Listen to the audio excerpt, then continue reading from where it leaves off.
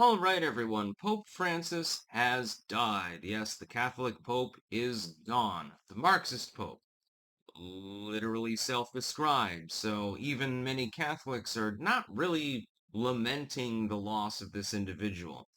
I wanted to make a little bit of a predictive analysis. We'll see if I'm correct or not. The Pope is generally chosen based on the sociological framework of the time period. For example, Pope John Paul II. Why was he chosen? A conciliatory, diplomatic pope for the Cold War. Then the Cold War ends, and Pope John Paul heals. Who do they choose? Benedict, Ratzinger, in other words.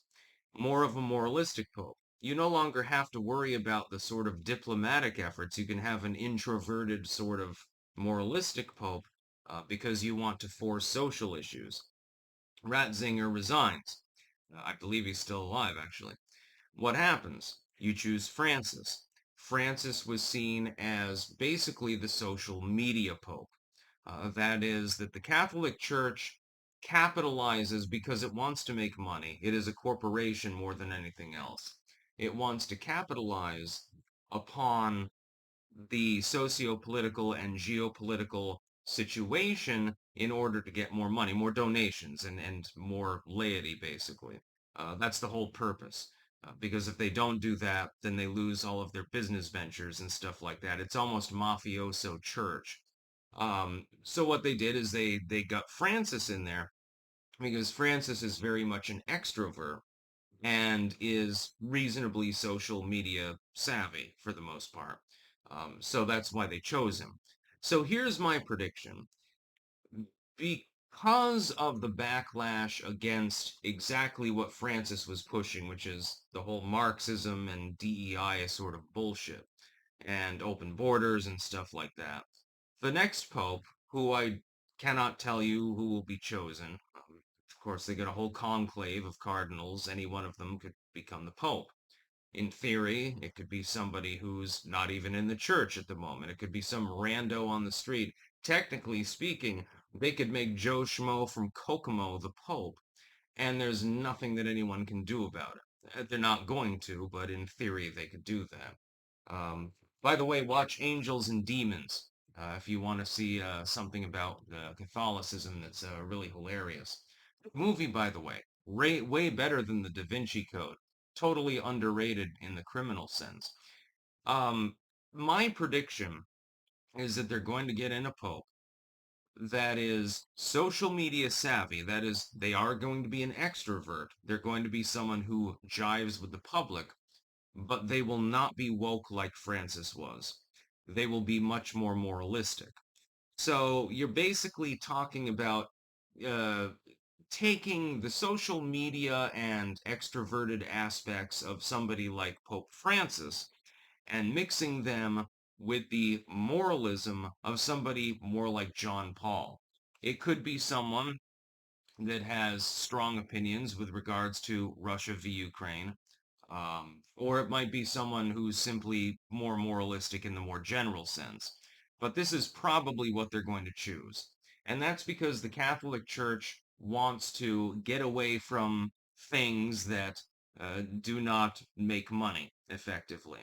So if you see that the culture of much of the world is turning against DEI, critical race theory, stuff like that, you want a more moralistic pope. You want somebody who's more orthodox. And if you want to, expand your outreach, you need someone who is personable. So you can't have an introvert. That would be impossible. You can't have another like Pope Benedict moment. That didn't work so well. The other problem is that the Catholic Church has suffered from a number of scandals. Now, mostly they've been able to gloss them over, especially with Pope John Paul II. Didn't work quite so well under Benedict because he just didn't want to really go out in public any more than he had to. He was more into the, hey, I'm the Pope, ha ha ha, I'm just going to sit here in my robe sort of thing, and meet with dignitaries and shit like that. There wasn't as much public outreach now, was there?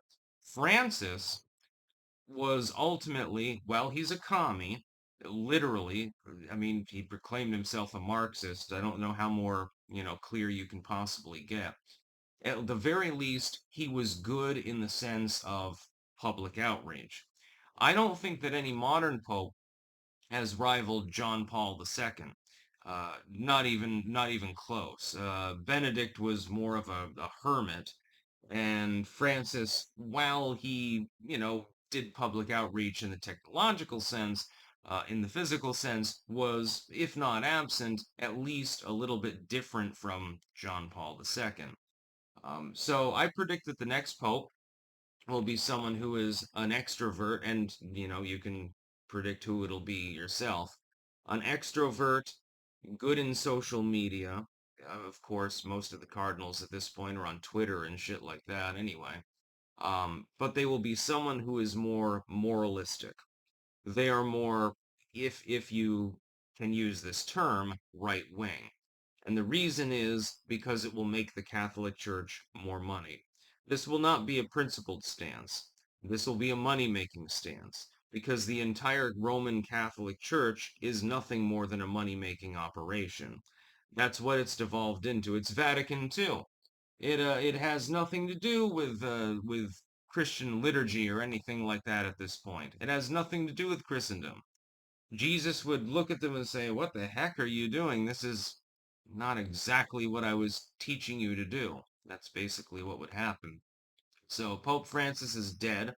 Long live the next Pope Francis, because they're going to be probably socially media connected. They're probably going to be a charismatic, an extrovert, but they will be more moralistic than him. They will not take up the same woke line that he has taken up. That is my prediction. That's about all. Peace out.